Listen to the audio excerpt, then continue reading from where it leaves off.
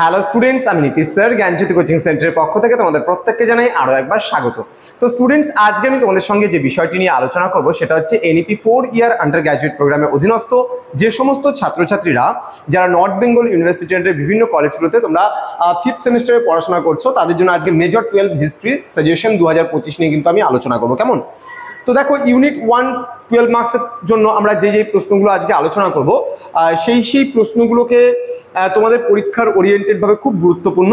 তো আজকের আলোচনার বিষয় কিন্তু 12 মার্কসের, আমাদের ইউনিট 1 থেকে মেজর পেপার 12 থেকে 12 মার্কসের প্রশ্নগুলো কি কি পড়তে হবে সেই নিয়ে বিস্তারিত আলোচনা করব। বিস্তারিত ক্লাসটি আলোচনা করার পূর্বে তোমাদেরকে বলে রাখি, যারা এখনো পর্যন্ত আমাদের চ্যানেলটিকে সাবস্ক্রাইব করেনি তারা অবশ্যই চ্যানেলটিকে সাবস্ক্রাইব করে পাশে থাকা বেল আইকন অল প্রেস করে দেবে, যাতে নেক্সট টাইম থেকে কোনো ভিডিও আপলোড করলে তার নোটিফিকেশনটা তুমি সবার আগে পেতে পারো।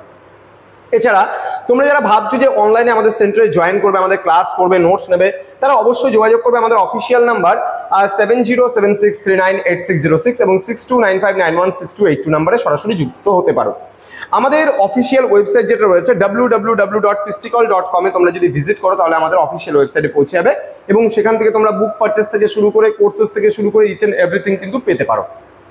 চলো, তোমাদের 5th সেমিস্টারে যে কোর্স ফি রয়েছে, অল সাবজেক্টের কোর্স ফি রয়েছে মাত্র 1199 রুপিস। তো দেরি না করে আজই যোগাযোগ করতে পারো আমাদের সঙ্গে এবং যুক্ত হতে পারো আমাদের অনলাইন ক্লাসে।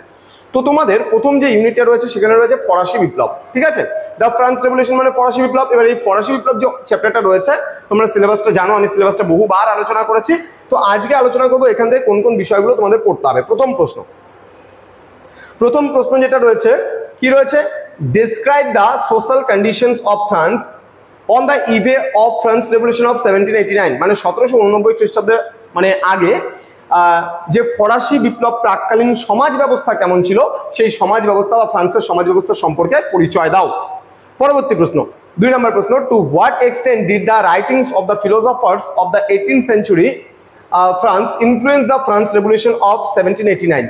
প্রথম প্রশ্নটা যেমন ভেরি ভেরি ইম্পর্টেন্ট কোশ্চেন্স এবং পরবর্তী প্রশ্নও কিন্তু এটাও কিন্তু very very important, philosophers role. তাহলে প্রথম প্রশ্নটা ফরাসি বিপ্লবের যে সামাজিক কারণগুলো কি রয়েছে বা ফরাসি বিপ্লবের প্রাককালীন সময়ে যে ফ্রান্সের সমাজ ব্যবস্থা কেমন ছিল, এই প্রশ্নটা যতখানি গুরুত্বপূর্ণ এবং দার্শনিকদের ভূমিকাও কিন্তু ঠিক ততটাই গুরুত্বপূর্ণ। নেক্সট, পরবর্তী প্রশ্ন যেটা আমাকে বলেছে 3 নম্বরটা, describe the reign of terror in France, was it a necessity? মানে describe the reign of terror মানে সন্ত্রাসের রাজত্ব বলতে আমরা কি বুঝি, এবং কি বলেছে যে ওয়াজ ইট নেসেসিটি মানে এটার কি প্রয়োজন ছিল।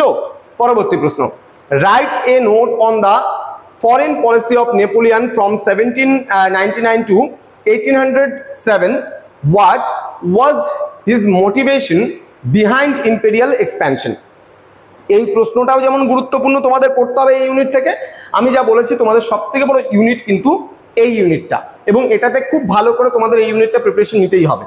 নেক্সট বলছে, এই প্রশ্নটা যেটা আছে নেপোলিয়নের যে বিদেশ নীতি ছিল, ফরেন পলিসি, সেই ফরেন পলিসি 1799 থেকে শুরু করে 1860 পর্যন্ত যে ইতিহাসটা রয়েছে সেই ইতিহাসটা কিন্তু তোমাদের লিখতে হবে। এই প্রশ্নটাও কিন্তু ভীষণ গুরুত্বপূর্ণ প্রশ্ন।